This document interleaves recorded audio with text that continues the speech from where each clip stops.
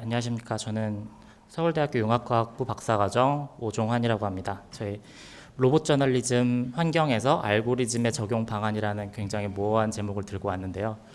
사실 저는 여기 계신 분들이 다 오늘 다 처음 뵈는 분들이라 되게 어떤 대상으로 어떤 말을 해야 될지 잘 몰랐는데 저는 좀 그래서 소개 페이지를 좀 준비를 했습니다. 그래서 저는 로봇 저널리즘을 통해서 이제 연구를 하는 입장이 있었고, 그리고 사업화를 해서 실제로 기업을 운영하는 일들도 하고 있어요. 그래서 이준환 교수님 랩에서 언론정보학 석사를 받고, 그 다음에 최근에는 사실 제가 대학원 온 지가 굉장히 오래됐는데 최근 몇 년간은 거의 회사 일을 했던 것 같아요. 그래서 논문보다는 회사 일을 많이 했었고요.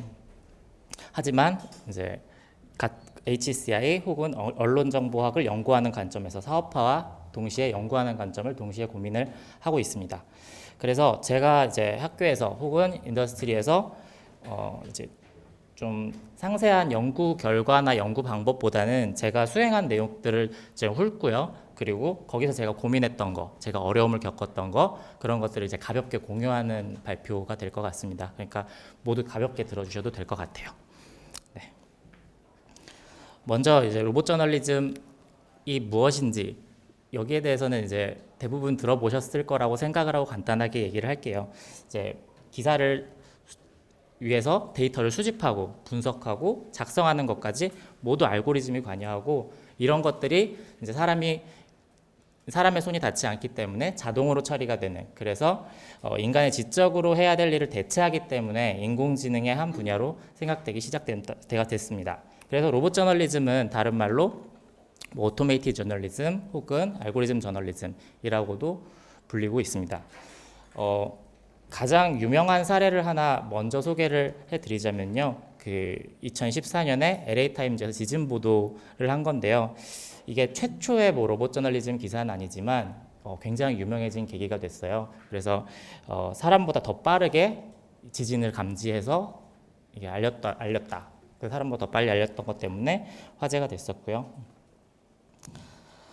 저희 서울대학교 HCID 랩에서는 저희가 개발한 알고리즘이 2015년에 프로야구 경기 결과를 페이스북으로 송고하면서 이 연구 결과가 굉장히 유명해졌어요. 그리고 그 다음 해에 이제 국내에서는 처음으로 증권 뉴스 분야를 만들어서 실제 언론에 송고를 하기 시작했고요. 그래서 저희 이렇게 로봇 저널리즘이 활용되는 분야를 보면은요. 금융, 증권, 스포츠, 기상, 저희가 이렇게 시도하는 분야들이 다 이런 분야들인데요. 어떻게 보면은 정형화된 데이터가 모두 존재하는 분야입니다. 정형화 데이터가 존재해야 된다는 건 어떻게 보면 약점일 수 있어요. 그러니까 일반적으로 저희가 데이터를 모을 때, 기자가 데이터를 모을 때는 굉장히 다양한 소스에서 모으는데 정형화된 데이터가 없으면은 만들기가 힘들다는 좀 어려운 점이 많다는 거죠. 그리고 또 하나, 그러면서 동시에 이건 장점이 될 수 있겠죠. 신속성이나 정확성이 중요한 분야, 필요한 분야. 즉, 컴퓨터는 잘하지만 사람이 좀 실수하기 쉬운 분야에서 많이 발전을 했던 것 같습니다. 그래서 저희가 지금 요즘에 많이 하고 있는 작업은 이런 게 있어요. KBO 퓨처스 리그라는 건 2군이거든요. 2군 기사는 기자들이 다 하나하나 경기를 쓰지 않기 때문에 저희가 이 기사를 만들어서 공급을 하고 있어요. 저희가 원래는 이제 논문에 관한 거는 여기가 단데 이건 한 페이지로 만들었습니다. 논문에 대한 내용은 거의 없어요, 발표에. 그래서 간단하게 과정에 대해서 말씀을 드리겠습니다. 저희는 이제 로봇 저널리즘 이제 뉴스 생산을 위해서 다음과 같은 5가지 단계의 프레임워크를 개발을 해서 구동을 하고 있습니다. 첫 번째는 모두가 아시다시피 데이터 크롤링인데 데이터를 수집하는 거예요. 데이터를 수집을 해서 저희가 필요로 하는 스트럭처드 된 데이터로 만드는 거죠. 그 이제 아직 모두 정형화되지 않은 뭐 문자를 긁는다던가 아니면 뉴스를 크롤링 한다던가 이런 일들이 포함됩니다. 그 다음에는 이벤트 익스트랙션인데 저희가 이렇게 모은 자료들을 이벤트라는 단위로 다 모두 요약을 해요. 그래서 가장 작은 단위가 이벤트고요. 그래서 그 이벤트마다 스코어링을 합니다. 물론 여기서 스코어링하는 방법에서도 저희가 연구를 많이 했었는데 어쨌든 그 중에서 저희는 가장 키 이벤트를 추출합니다. 그러니까 가장 이 스코어링을 해서 순위를 쭉 매기면요. 그래서 저희가 스코어링하는 기준에 따라서 중요한 정보, 중요한 이벤트 그리고 덜 중요한 이벤트가 순위가 매겨져요. 그 다음에 그 다음 단계가 무드 디텍션인데 여기는 일종의 논조예요, 논조. 그 기자님들이 얘기하기로 이렇게 전문 용어로 야마 잡는다고 얘기를 많이 하는데요. 그 어떤 방향으로 쓸 것인가. 예를 들어서 뭐 저희가 이제 야구 기사 계속 했으니까 야구 기사를 예를 들면 이거는 지금 오늘 투수가 완전히 다 망해가지고 다 참패했다. 이런 거면 이제 투수 위주로 경기를 풀고 참패했다는 그런 테마로 이제 풀어 나가야 되잖아요. 그런 무드로 풀어 나가야 되잖아요. 그런 무드를 정하는 거예요. 경기 하나에는 여러 가지 이벤트가 일어나기 때문에 이 이벤트에서 벗어나는 일들이 워낙 많이 일어나요. 그래서 이 무드를 이제 잡고 거기에 따라서 이제 그 기사의 방향을 결정하는 거죠. 그래서 여기에는 이제 컨텍스추얼한 인포메이션이 들어가고요. 그 다음에 마지막 단계가 내추럴 랭귀지 제너레이션 단계입니다. 네, 실제로 뉴스 아티클을 만들어서 송고하는 단계죠. 그래서 저희 지금 보여드리는 이 화면은 저희가 만들면서 이 프로야구 2군 기사를 만들면서 저희 개발 페이지예요. 저희가 공유하는 페이지인데 지금 한 경기를 가지고 저렇게 오른쪽에 보이는 건 승리 확률이 어떻게 실시간으로 변했는지 그 패턴을 보면서 무드를 잡고 있고요. 물론 그거 말고도 다른 변수들이 많이 들어갑니다. 그리고 이제 결과물로 여기 세 가지 기사가 나왔는데요. 이 세 가지 서로가 다른 기사는 내용을 읽어보면 사실 전혀 달라요. 근데 결국은 각각의 무드를 잡고 쓴 하나하나의 각각의 기사고요. 저희 이제 시스템에서는 저기 가운데 빨간색으로 표시된 저 기사를 가장 적절한 기사다라고 선택을 해서 저 기사를 송고합니다. 네, 그런 식으로 이루어지고 있습니다. 로봇 기사를 만들다 보니까요, 그 반응들이 굉장히 많이 왔어요. 그러니까 언론들의 시선이라든가 아니면 연구자들의 반응, 다른 데서 어떻게 저희한테 얘기를 한다든지 그런 얘기들을 한번 정리를 해볼게요. 가장 많이 봤던 부류의 기사는 이런 겁니다. 이 기사는 로봇이 썼을까, 기자가 썼을까, 뭐 이런 거예요. 저희가 이 둘 중에 지금 2개만 가져왔는데 이런 기사들이 굉장히 많이 나왔어요. 그래서 저렇게 보면서 저 기사는 온라인에서 실제로 투표를 하게 했어요. 그래가지고 보면 한번 그냥 잠깐 읽어보시면은 사실 헷갈려요. 저 위에 게 저희가 쓴 거고요. 로봇이 저거는 밑에 있는 건 기자가 쓴 겁니다. 그리고 또 이거는 이제 동아일보에서 한 건데 이거는 뭐 맞춰봐라 이런 것도 있네요. 예, 그런데 그 밑에 이제 로봇이 쓴 기사와 사람이 쓴 기사는 어떤 점이 다른 건가 뭐 이런 것도 있어요. 맞춰봐라 했을 때는 굉장히 정답률이 낮아요. 그 평균 정답률이 45.9%고 아마 자기가 야구 전문가다, 야구 경기를 맨날 본다, 야구 기사를, 그런 사람들도 47% 정도가 나온 걸로 알고 있어요. 결국은 정답률이 절반을 못 넘었어요. 그러니까 그것처럼 이제 결과물만 봐서는 사실 로봇이 쓴 기사다, 뭐 아니면 사람이 쓴 기사다, 이런 걸 구분하는 거는 애초에 처음 시작 단계부터 의미가 없는 논의였던 것 같아요. 물론 저기 이제 척도에 대한 연구가 나오는데요. 사실 저는 이거 보면서 저희가 만든 기사를 가지고 이걸 평가를 했지만, 예를 들어서 뭐 정보가 많은지 잘 읽히는지 이런 거는 어떤 기사를 만드는, 저희 로봇 기사여서가 아니라 저희 로봇 기사를 하나 만들어도 엄청나게 정보를 많이 담을 수도 있고 짤막하게 만들 수도 있잖아요. 되게 단편적인 시선에서 본 것 같아서 좀 이제 그냥 이게 연구 결과처럼 보기는 힘들겠구나 생각을 했는데, 그 다음에 같은 저희 그 야구 기사를 가지고 좀 더 상세한 연구가 나왔어요. 여기 있는 것 좀 설명을 해드리면요. 한 600여 명을 가지고 이제 6그룹으로 나눴는데, 한 그룹은, 그러니까 그룹을 어떻게 나눴냐면요. 이게 로봇이 쓴 기사인지 사람이 쓴 기사인지를 공개하지 않은 그룹, 그리고 공개한 그룹, 역공개를 한 그룹. 그러니까 이거는 로봇이 쓴 걸 가지고 사람이 썼다, 사람이 쓴 걸 가지고 로봇이 썼다, 이렇게 얘기를 했는데요. 로봇 기사의 경우 로봇 기사라고 공개를 하면 평가가 더 좋아졌어요. 그리고 기자 기사의 경우는 기자라고 공개하면 평가가 나빠졌어요. 반대로. 그래서 로봇 기사의 경우에는 기자가 썼다고 역공개를 하면 평가가 나빠졌고요. 기자의 기사는 로봇이 썼다 그러면 역공개를 하면 평가가 더 좋아졌어요. 그러니까 실제 기사 작성 주체가 누구건 간에 로봇이 썼다고 알려준 기사에 대한 평가는 후한 반면에 기자가 썼다고 알려준 기사에 대한 평가는 낮았습니다. 그러니까 로봇 기사의 실제 질과 무관하게 로봇에 더 후한 점수를 주고요. 기사의 실제 질과 무관하게 기사에 더 박한 점수를 주고 있는 것을 알 수 있습니다. 그러니까 어떻게 보면 기사에 대한 불신이라든지 아니면 로봇 기사에 대한 기대감, 이게 새로 나온 기술이니까 뭔가 되게 많은 걸 할 수 있지 않을까라는 그런 게 반영됐을 거라고 유추를 할 수 있습니다. 그리고 또 로봇 기사든지 기사든지 로봇이 썼음을 알고 기사를 평가했을 때 기사 품질에 대한 평가가 제일 좋았다는 거는 그 로봇 기사가 이용자들한테 긍정적으로 수용될 수 있는 것을 보여주는 결과라고 해석이 됩니다. 그러니까 즉 사람들이 이 로봇 기사라고 줬을 때 긍정적으로 받아들일 수 있다는 여지가 있다는 이제 결론을 내릴 수 있는 거죠. 어쨌든 제 생각은 아마 이게 새롭게 나오는 기술이니까 그 기대감의 반영이 아닐까 하는 생각이 제일 많이 들고요. 그러다 보니까 그리고 이제 항상 논의가 이렇게 흐르잖아요. 로봇은 기자를 대체할 것인가? 뭐 이렇게 계속 흐르는데요. 이게 꼭 전부는 아니지만 저는 이분의 영향도 있었을 거라고 생각합니다. 언론에서 굉장히 극적인 내용이 연출이 됐죠. 그리고 심지어 자극적이기까지 했죠. 뭐 인간과 로봇의 대결, AI와 인간의 뭐 두뇌 싸움 이러면서 자존심과 한파하면서 사람들 막 눈물도 흘리고 그랬었잖아요. 이 이후로도 나왔던 그 기사들이 다 이런 식이 많았어요. 로봇 대 사람, AI 대 사람, 혹은 기레기를 대체할 수 있다, 기레기를 대체할 수 없다, 뭐 이런 반박 글들도 기사들이 나오고요. 그 다음에 뭐 여러 이제 스포츠지 같은 데서도 많이 다루고 있었고요. 심지어는 가장 최근에 나온 기사 이건 이제 그 변호사 얘기잖아요. 근데 이것도 사람 대 변호사 뭐 한번 붙어보자 이런 식으로 기사 논조를 잡았더라고요.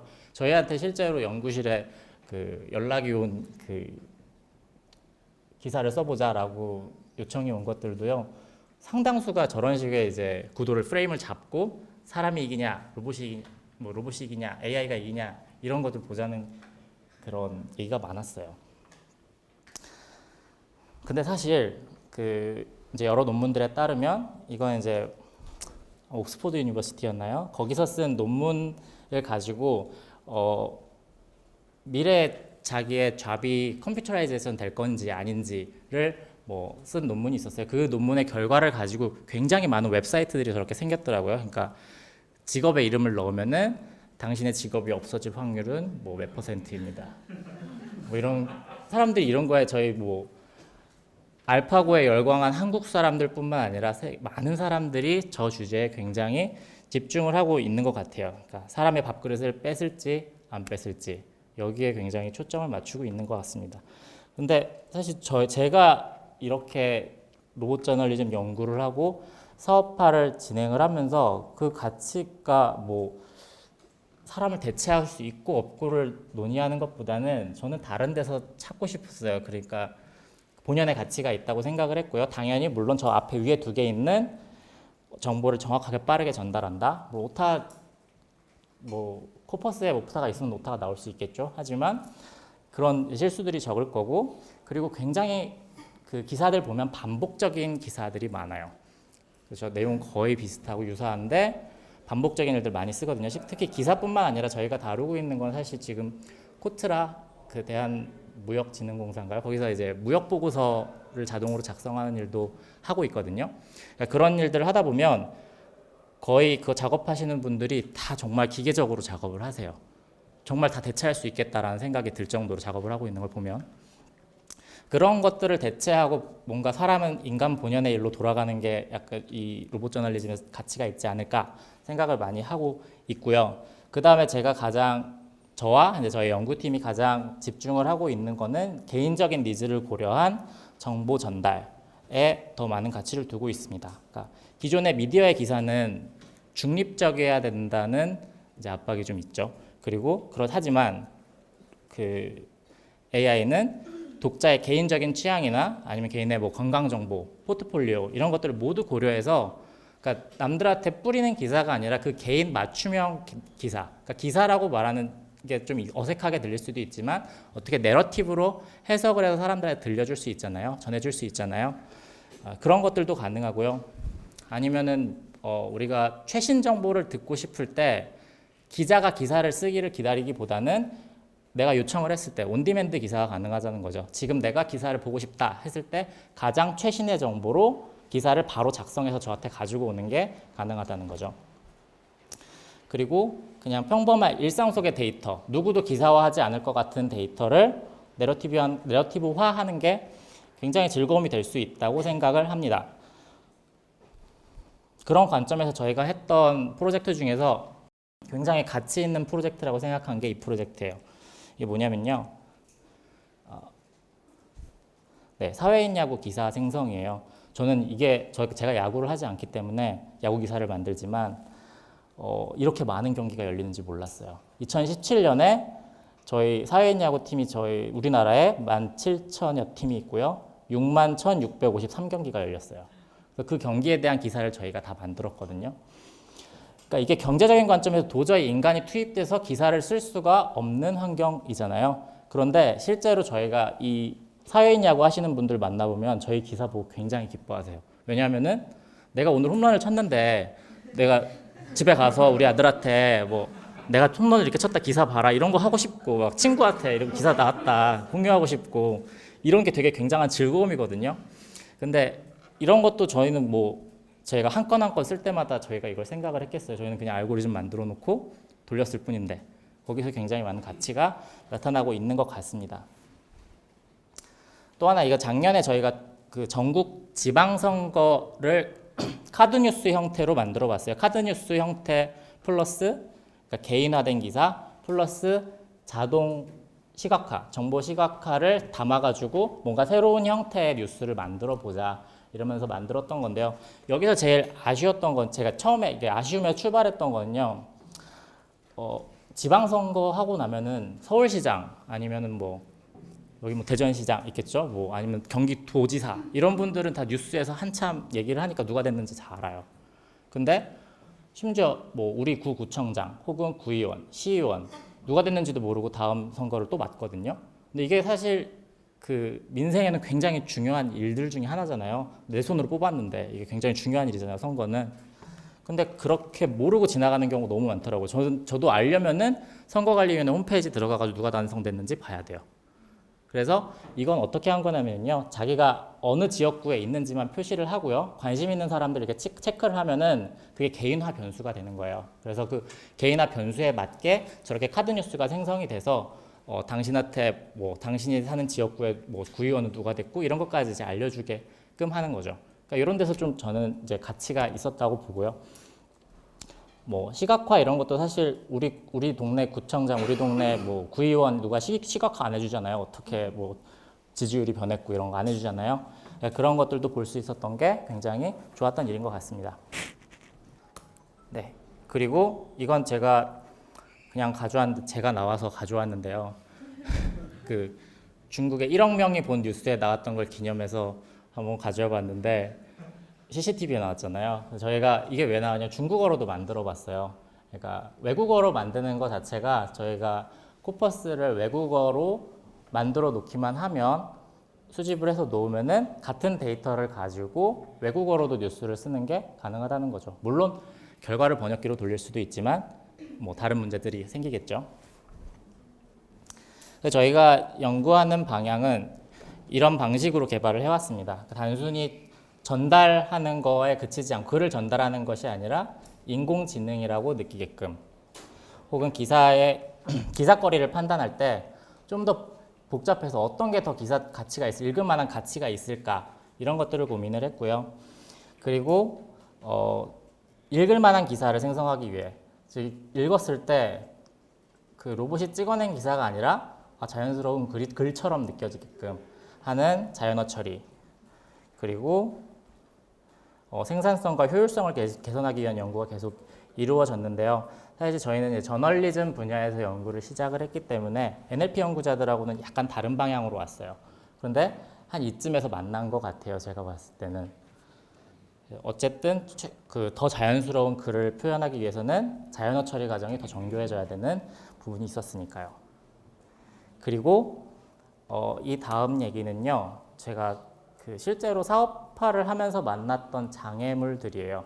사실 저희는 막 이렇게도 하면 나오고 이런 것도 나오고 되게 재밌다라고 박수를 쳤지만 실제로 B2B 사업을 하면요. 저희가 이제 작은 기업이다 보니까 큰 기업들을 상대로 기사를 납품해주는 형태가 되거든요. 그러면은 뉴스를 제너레이션 할 때 약간 인더스트리의 냉혹함을 느낄 수 있었어요. 우리는 이런 표현 안 씁니다. 이런 거 있잖아요. 저희가 열심히 코퍼스 수집해가지고 모델 만들어 뽑아냈더니 저희는 이런 표현 안 쓰니까 다른 표현으로 바꿔주세요. 그럼 불필요한 데스킹 과정이 들어가게 되고요. 그 데스킹 과정을 피하려면은 저희는 모델을 또 다시 만들어야 돼요. 혹은 이런 경우도 있어요. 저희는 스트럭처드 데이터가 있어야지만 기사를 만들 수 있습니다 라고 얘기를 하고 기사를 만들지만 이거 인사이트를 좀 넣어야 되겠는데요. 사람이 쓴 것처럼 뭐 이게 왜 그런지, 예를 들어서 뭐 수출입 보고서를 쓰면은 지금 뭐 일본과의 분쟁이 악화되어 수출량이 줄었다 이런 얘기가 나와야 되는데 왜 그런 얘기는 없이 그냥 수출량이 몇 년 만에 뭐 몇 폭으로 하락했다 이 정도만 나오느냐, 약간 이런 지적이 있다는 거죠. 그래서 주로 주어진 데이터로 할 수 없는 것들, 그리고 여러 가지 문제점이 사실 굉장히 많았어요. 데이터가 사실 저희가 연구를 할 때는 뭐 확보된 데이터를 가지고 뭐 얼마나 더 잘 나오는지 정확도가 나오는지 돌리지만 그렇게 되지가 않죠. 그러다가 이게 GTP2로 만든 한글 기사 모델이죠. 저희가 가져온 건데요. 그 버트 NLP 뭐가 나오면서 전부 스테이트 오브 디 아트를 다 갈아치웠잖아요. 그리고 GPT로 만든 저렇게 한국어로 당연한 그 작성한 기사를 보면서 저희 굉장히 충격을 많이 받았었거든요. 아무리 봐도 저렇게 되게 사람이 쓴 것 같은데 기사 검색해보면 안 나오는 것들. 그래서 이런 것들도 사실 저희가 도입하려고는 되게 노력을 많이 했지만 실제로 기사가 사업화되는 데는 도입이 되지 못했어요. 왜냐하면 한 가지 장벽이 과연 이걸 실용문에 적용할 수 있냐라는 점이에요. 그러니까 약간의 저희가 랭귀지 모델을 이용해서 만들었을 때도 약간의 부적절한 표현만 들어가도 인더스트리에서 그 고객은 다 반려시킨단 말이죠. 그런 것들이 저희 문제점이 있었습니다. 그래서 뭐 지금 연구 중인 과제를 말씀드리면요. 뭐 문장을 생성하는 것 자체 외에서 다양한 방향으로 접근하고 있고요. 챗봇, 그리고 감정을 포함한 음성, 그리고 영상을 자동으로 만든 하이라이트, 그런 것들을 하고 있고요. 그리고 사실 이런 것들은 이제 앞으로 추후 연구할 방향들인데요. 데이터를 스트럭처드 된 데이터가 아니라 외부에서 더 끌어와서 말을 만드는 방향, 그리고 뭐 커멘트 모더레이션 같은 연구도 지금 시작하는 단계에 있습니다.